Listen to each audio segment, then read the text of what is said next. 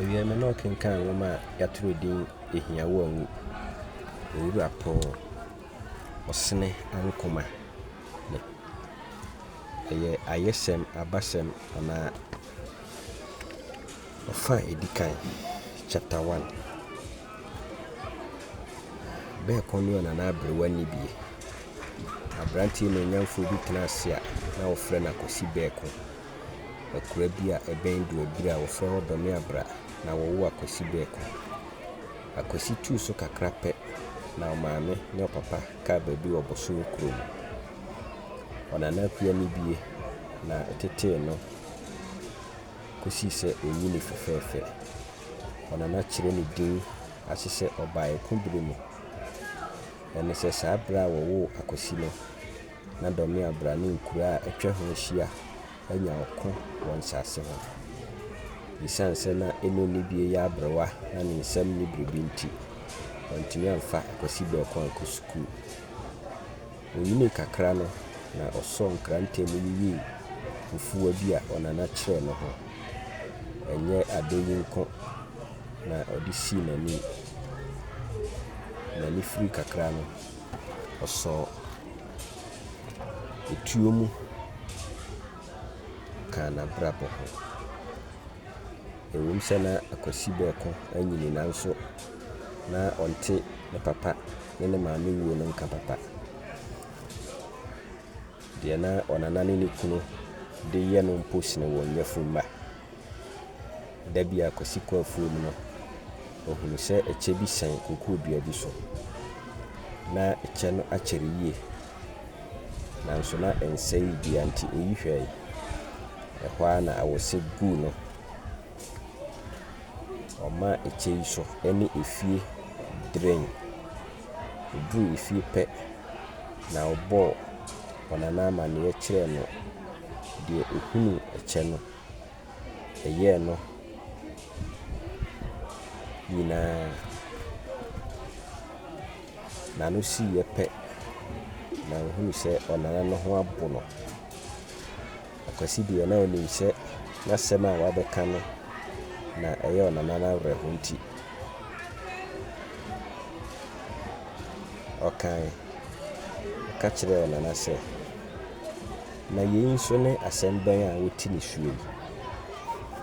Eno ni bie ye din frɛ be kose no se nye bibia nti na ma ye din na ye ne se eche ye o papa ya utano dia.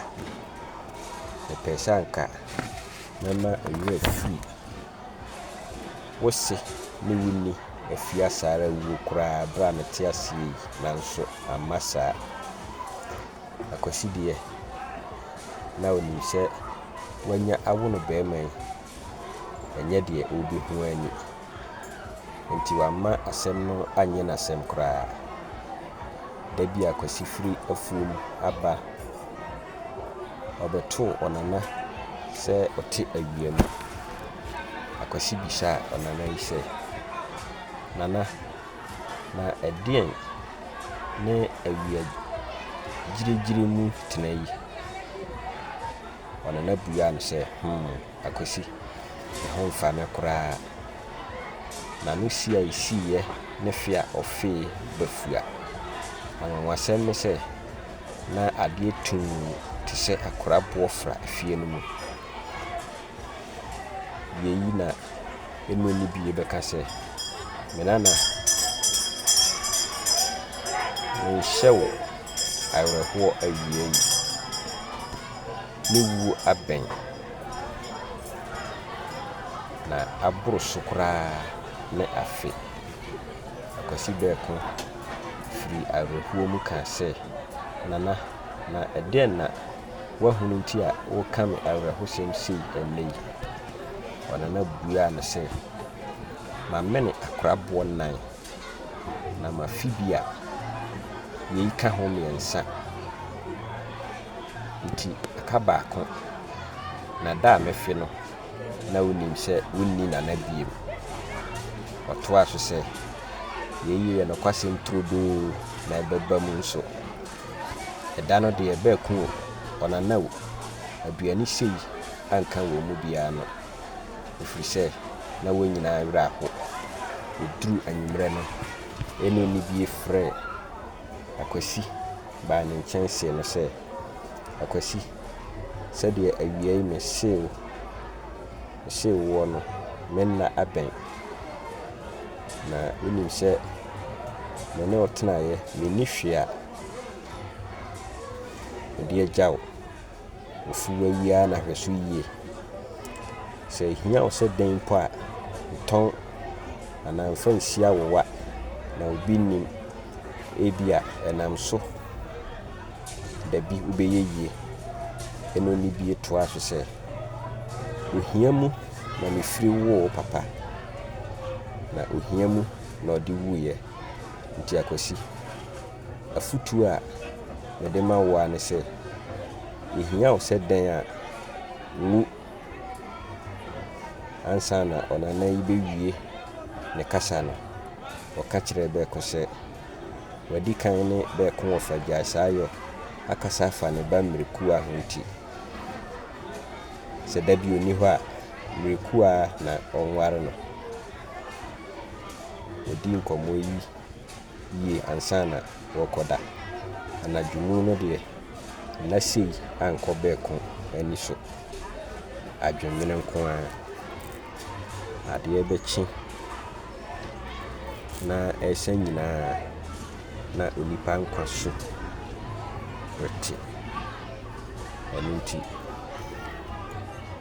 ɛno ne bie kaa ne nkwa na aka kyerɛ ne nana yi.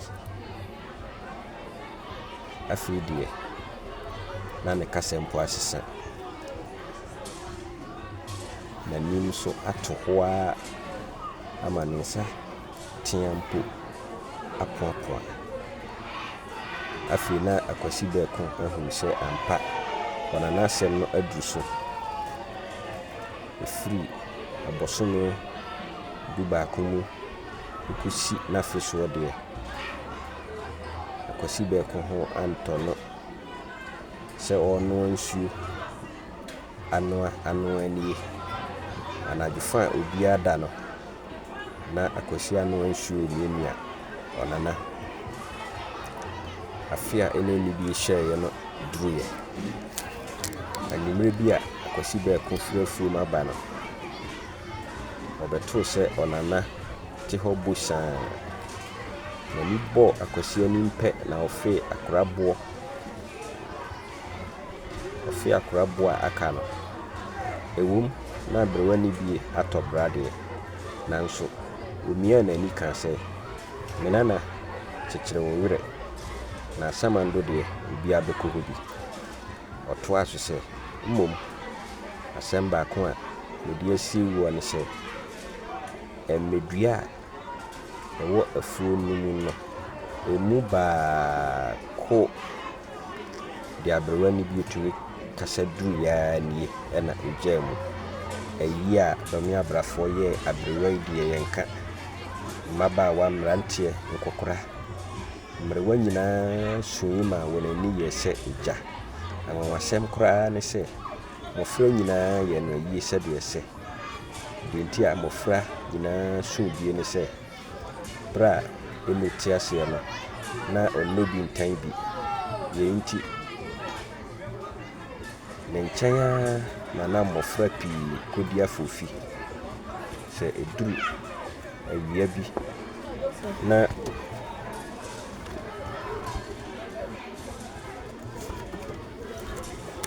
yei nti